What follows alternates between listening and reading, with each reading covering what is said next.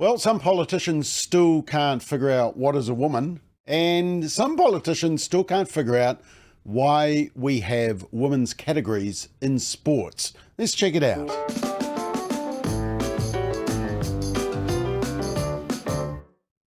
So when the coalition government was formed last year, New Zealand First and National made a coalition agreement, and part of it said this: ensure publicly funded sporting bodies support fair competition that is not compromised by rules relating to gender. Pretty simple. In other words, not compromised by men competing against women when there is clearly a strength or stamina unfair advantage. It's the reason we have male and female categories in the first place. In fact, even in sports like rugby, boys can be limited to a weight range as well. And New Zealand First's Winston Peters was saying this during the lead up to the election last year. This is so wrong. The reality is when someone's advantaged by their biological background over the women in a contest of sport, when they're advantaged by their biological background, which is male, in a women's game, it is just dramatically unfair. And around the world, women's organisations are taking a stand on this issue. So why can't politicians have the guts to do the same? It's not anti this person or anti that person. It is saying that if you're given an unfair biological advantage, that cannot surely be, to put it in inverted commas, it can't be sport. Yeah, exactly right. And Winston Peters repeated that when we spoke to him last week. Check that out, the McBLOG. It was viewed by well over 100,000 plus viewers across our social media platforms. People just wanted to hear what he had to say in full context, which often is not what the media gives you. But the whole concept is pretty easy to understand, isn't it? Sports should be focused on biology because that means safety and fairness come first. And we know the examples: Laurel Hubbard in weightlifting, Leah Thomas in swimming, many other examples, which I'll show you shortly. New Zealand First said if a code says we don't want to do that, that's their choice, but they shouldn't then expect the taxpayer to say, we're delighted to support you doing something which we see as unsafe and unfair. That's the policy, end quote. Well, that makes perfect sense to most normal thinking people. But according to News Hub, the New Zealand First-led policy threatened to cut millions in funding for sports bodies if they refuse to exclude transgender athletes from grassroots competitions. Now, that is complete fake news, but of course we now expect that from our media. Transgender athletes are not excluded. They just have to compete in their biological category. Very easy. Nobody is excluding them. No more exclusion than if I wanted to play in the primary school football tournament because I might finally score a goal. I mean, perhaps I should apply. The news report then continued. It said this: after receiving feedback from Sport New Zealand, Chris Bishop revised the government's planned involvement to a more observational role. I am committed to upholding the National New Zealand First Coalition Agreement, which commits the government by ensuring publicly funded sporting bodies support fair competition that is not compromised by rules relating to gender. As I've said, this is a tricky issue for sports to navigate. Not really. Some have already adopted different rules on the grounds of fairness and safety. I'll keep a watching brief on the issue. Now, one of the problems is that the head of Sport New Zealand is Raelene Castle, who became very famous when she dealt with the fallout from Israel Folau, who dared to post a Bible verse on his personal social media. And Raelene was asked whether Israel could post Bible verses on his personal social media, and her response was, well, yes, he can, just the good bits. I wonder if she'd say that to a Muslim who quoted the Quran. Now, according to the New Zealand Herald, who first broke this story, it said this, where is it? In a memorandum, Chris Bishop said that Raelene Castles wanted to know whether sporting bodies would get funding and would their policy on transgender participation impact their funding. And Castle outlined that transgender people are less likely to participate in sport, and when they do, they're often exposed to negative experiences.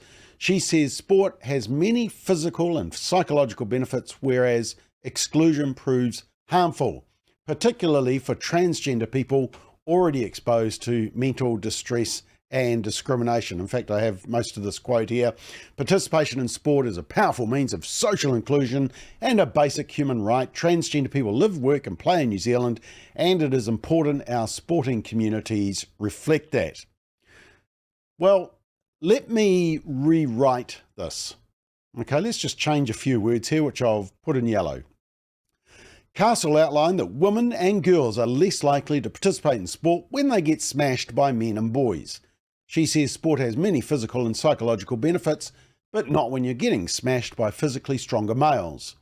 Participation in sports is a powerful means of, by males who think they are a she. Participation in sports is a powerful means of social inclusion and a basic human right. Women live, work and play in New Zealand. It's important our sporting communities reflect this. Yeah, that's a far better statement. The only part of Raelene's statement that is correct is the bit that says participation in sports is a powerful means of social inclusion and a basic human right. And it's very ironic that Raelene Castle often goes on about the inequities in women's sports, but then champions letting men in. And transgender people do have a basic human right to play sport. Sure, in their biological sex, as has been done since, well, 1745, the first recorded women's cricket match took place in Surrey, England. 1790s, an annual Women's Association football competition was held in Scotland. 1811, the first women's golf tournament held at Royal Musselburgh Golf Club in Scotland. In 1882, the YWCA of Boston sponsored the first ever athletics game for women. The YWCA doesn't know what a woman is now. The Sport New Zealand briefing said, and this is what the cover of it was, said that many of the transgender policies prioritise inclusion and gender. They identify with a community level. There are exceptions, however, to ensure fairness of competition and safety of participants. Castle said Sport New Zealand had not received a significant number of complaints that involved specific cases of unfairness due to transgender inclusion. Problem here. In the guiding principles, there are no exceptions. None. And why haven't there been a significant number of complaints, and who knows what that amount is? It's because people are being bullied into silence by both the sporting clubs, scared of the fallout, or pushing the agenda, and by the media, who only report the transgender person being the victim, but never the cases that I'll show you in a minute. For example, remember the coverage of weightlifter Laurel Hubbard. Did you hear any media call him out for competing in the wrong category? Any? No, I didn't either. So let's just have a look at a couple of the political responses. Firstly, from National's Paul Goldsmith on the AM show. And remember, there are no exceptions in the guidelines. No, well, that's not my understanding. What we're seeing is, community organisations have figured out for themselves how to be inclusive, but there are exceptions to that where people want to maintain, real competition in particular areas, and then you've got international sporting codes dealing with it in their own particular way. We believe, and the Minister of Sport is keeping a watching brief on that, and we believe that we're within the spirit of the coalition document. Yeah, that was totally unconvincing. But then Labour's Willie Jackson goes on a rant. Willie Jackson? Well, the gold is sort of a bit more closer to the point here. I think, this is nonsensical stuff from Winston. We're talking community organisations. We're not talking the All Blacks here. We're not talking the Warriors. Let the community organisations embrace everyone, embrace all genders. If you've got some transgender involved, terrific. If it's a local Mangere club or local Ponsonby club, that's what community organisations are about. And let them select and play with who they want. just to force this sort of policy through on communications, on community organisations is disgraceful from New Zealand First. Go and jump in the lake, Winston. You're talking some sense in terms of what's happening internationally, but let our local clubs and groups decide what's right for them.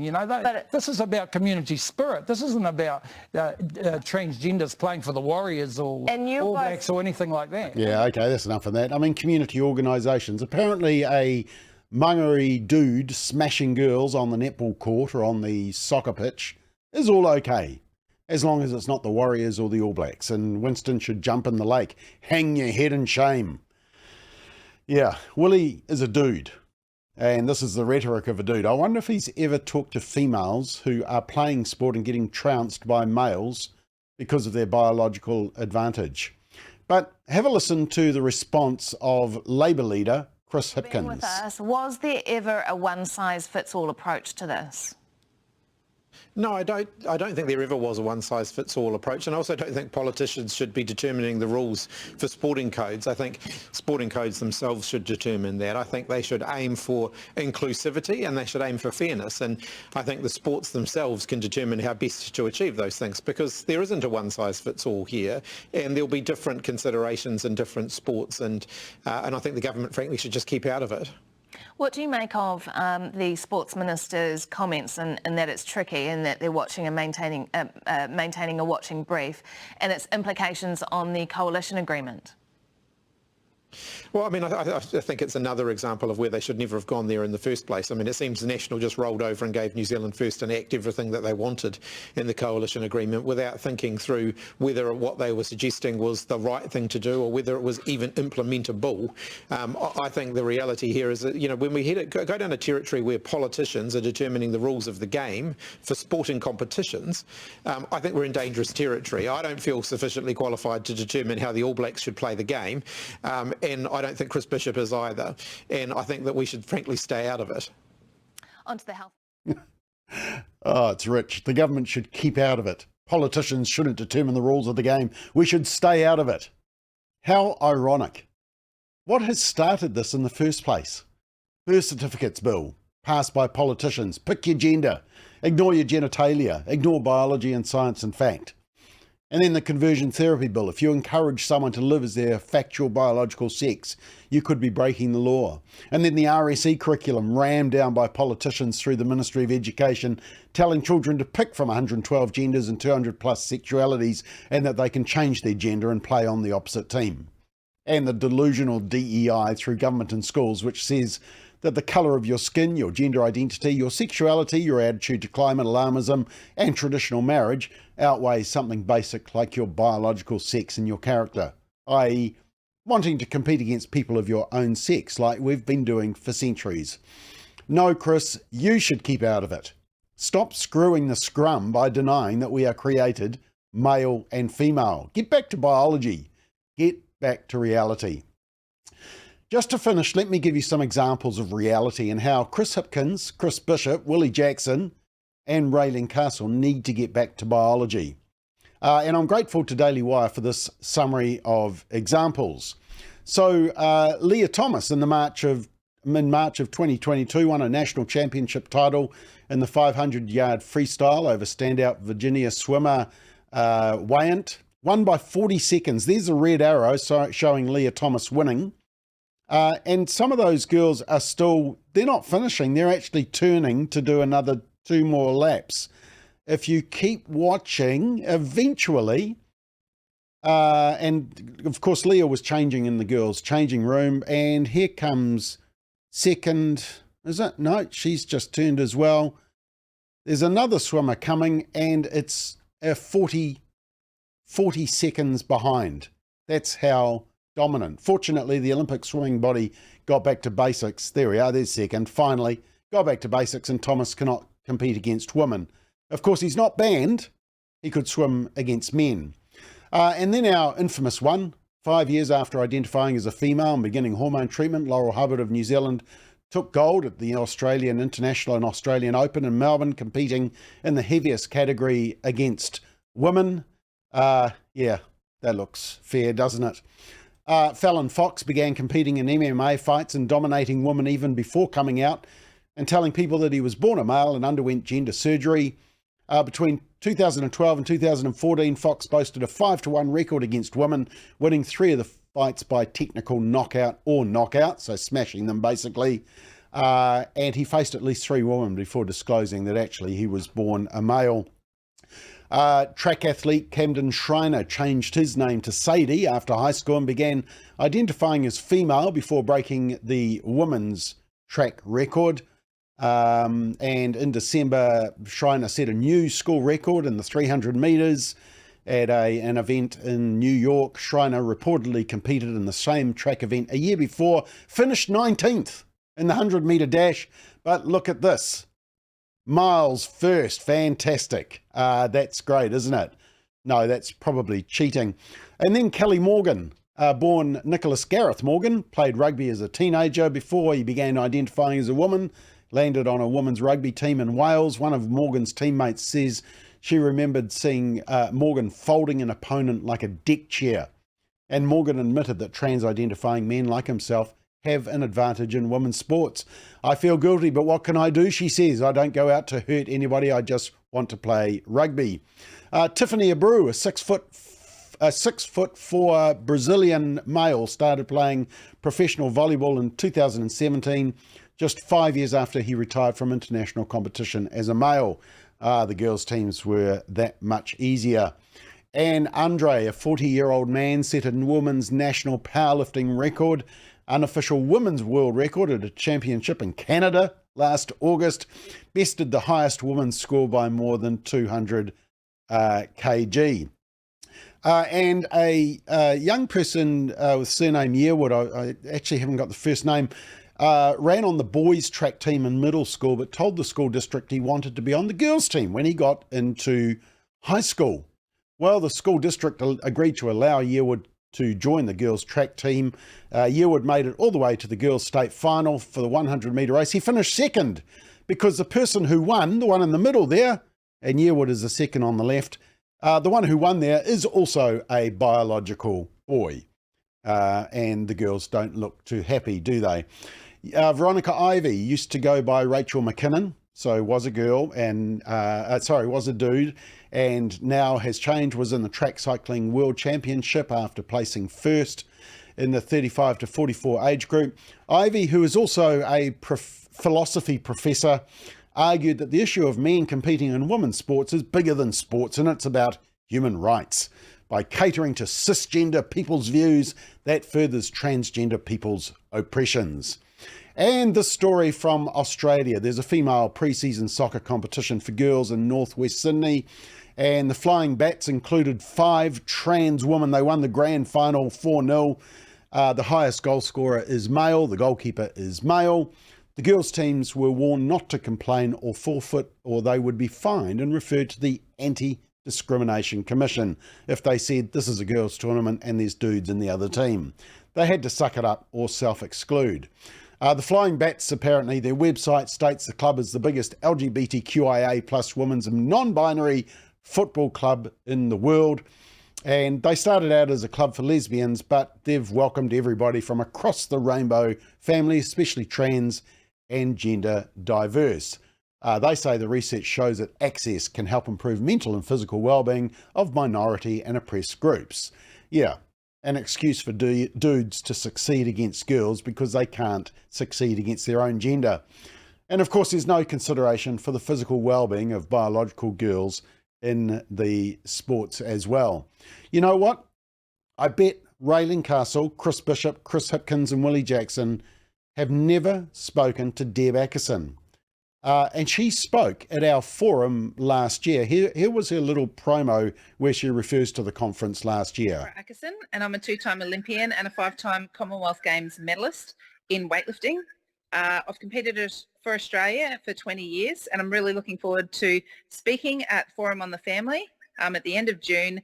And I'm mainly speaking on this topic because I have been personally affected by the issue of transgender athletes in sport. I found myself competing in my last Commonwealth Games against a transgender athlete, a biological male from New Zealand. So I really want to talk about fairness in sport, how it's affected me and how it's going to affect many more people. Yep. Yeah, and her career was affected because of what happened. Here's my challenge to the politicians and to Raelene Castle. Allow a forum where sports people affected by transgenders in sports can share the effect and their concerns. I dare you. The good news is that the public are waking up, and you'll see from this recent poll that opposition to biological men playing in girls' sports has significantly grown. We polled in 2018 as well, and it was actually even support opposition. Now it's complete opposition.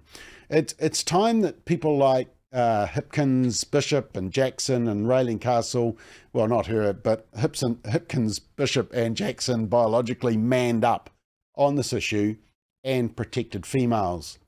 Just to finish, watch this great new ad from a new company, XXXY Athletics. In terms of our own woke up site for woke businesses, this is one company we would highly recommend. Have a watch.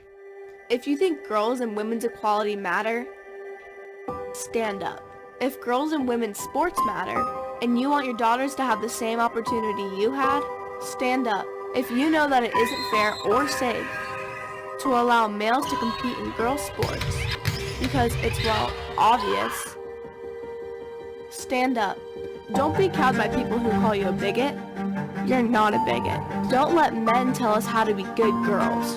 Don't let others tell you you just need to be quiet. Sit down. Be nice. It's not nice to further a lie. It's not mean to believe in women's equality.